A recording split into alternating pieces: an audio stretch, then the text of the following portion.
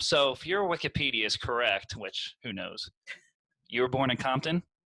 Yeah, that part's correct. I don't know about everything you got. Well, there's a So couple things. far, ding, ding, ding, ding. Right? So everything I know from Compton is from, Ice Cube and Dr. Dre. So the path of Compton to Ivy League doesn't seem normal. So how did that happen for you? Oh, man.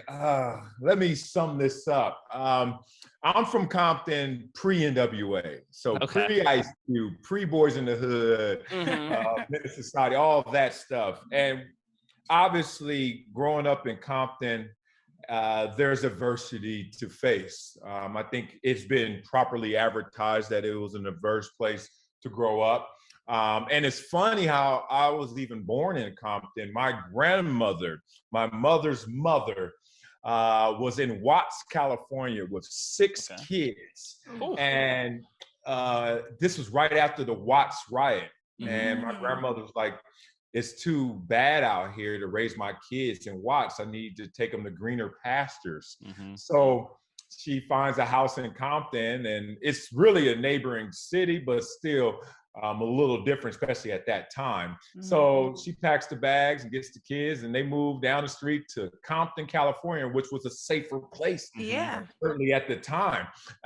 You fast forward, my mother has 2 kids, very young, at 17 and 19, myself. And here I am, I'm born in Compton, and my mother has the same aspiration as her mother did. It's now pretty violent in Compton, and she wanted to move her family to greener pastures. So I stayed in Compton till I was like 5 years old. And I was always there every single weekend because my grandmother, my mother, and they were best friends. So I basically had a second home in Compton. But we moved from Compton to South Central Los Angeles. I mean, we moving on up, but we moving sideways too. We're not going anywhere. We are stuck on that ghetto treadmill. So it's all love. But basically, it was the gangs. It was the poverty. It was the drugs. All the stuff is advertised. But what's most damaging and what was most damning to me was the low ambition. So many people have been beaten up by their conditions, by their circumstances. And once I started to notice that was the most disturbing element and attribute of just growing up in my neighborhoods. It wasn't all of the stuff that's advertised fully, like in the movies and like in the music. You got to think of any neighborhood, no matter how bad it is, most of the people are good citizens. It's just a few bad apples that spoil the bunch. So that's always been my mindset. I've never looked down at my situation as a negative. It strengthened me. It gave me resiliency, and it did the same for all those who were able to survive and thrive from that circumstance. That's amazing. That's awesome. Yeah, man, that's really cool. I always, my mother was a single parent, and she did everything possible to get us to greener pastures. She always was moving us and making sure that we were in the best, safest place. And so, but you're right. You always do see how certain people take different paths. And so this is not a question, I'm sorry, that I sent to you, but how have you been able to guide your children to kind of understand where you came from and how to, I guess, have this very unique mindset of separate yourself and succeed? Oh, that's great. As one of my kids just coming right here. Hold on one second. Yes. My mindset and perspective, the older I get, the more I realize that it may be a unique perspective because I'm not bitter. I remember I had a coach that said, there's only 2 things you can do from any adversity. Your only 2 responses are to get bitter or get better. And I remember hearing that and realizing that no matter what comes my way, as some people want to paraphrase it, only the strong survive, or what doesn't kill you makes you stronger. I also take it another step and make sure that, okay, I survived it physically, but how did I survive it mentally?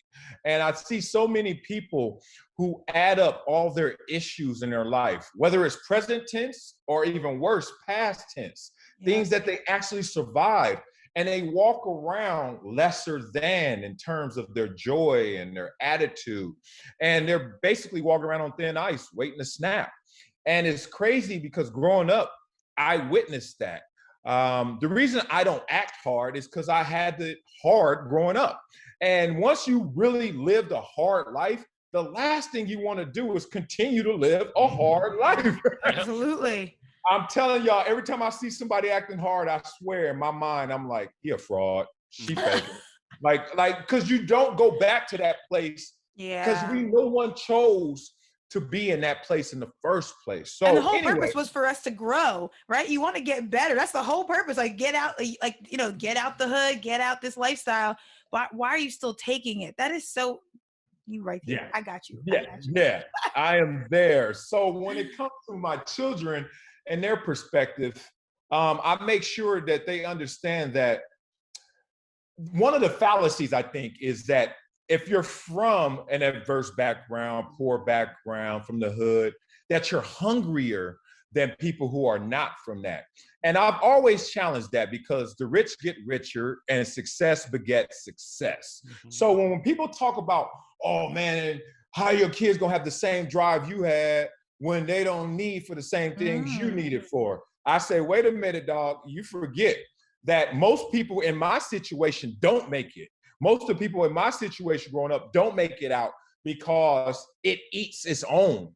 So if you look at it, and I didn't know this growing up, I was just like everybody else. Yeah, man, when I get older, I don't know what my kids gonna do because I'm gonna be rich and famous, and then my kids gonna be spoiled and they might be hooked on some craziness because they never gonna know reality. And then I went to Columbia and I started to see second, third, fourth generation success. Yeah. Like everyone on the outside kept saying, oh, these rich kids, they all spoiled and don't work hard. And I was like, shit, I don't know who y'all talk about. My classmates in here grinding, you know? Yes. And then being real, a lot of my friends growing up, because of the circumstances, the dynamics, the lack of leadership, or the fact that they didn't know who to follow or what to follow, a lot of them were caught up in that same dynamic and didn't realize their dreams. So I just started to scratch my head. I was like, everybody told me that the broker you are, the hungrier you are. But in reality, I'm seeing too many people with big bellies still want to eat even more. So with my kids, long story short, the last thing I'm going to let them believe is that since you have it, you don't want it. That's the damn lie. Because if that was the case, why would anyone in college who's been the man or the woman, you got recruited. I mean, I could have went to a lot of big schools. If it was only about I need adversity to grow, then why would I even go from the collegiate level to the pro level? If it was only about adversity to grow, how come when I got paid, I got even better? It's not just about adversity. It's about an inner drive. I like to call it the hardware. And in life, you got to program your hardware properly. Like equip yourself to deal with the software of this world. Because a lot of the software of this world is going to plug into exactly who you are in mental dynamics of hardware. So basically, long story short, my kids ain't believing that BS. They know that if you want it, go get it. Because if it is to be, it is up to me. Damn. That was powerful.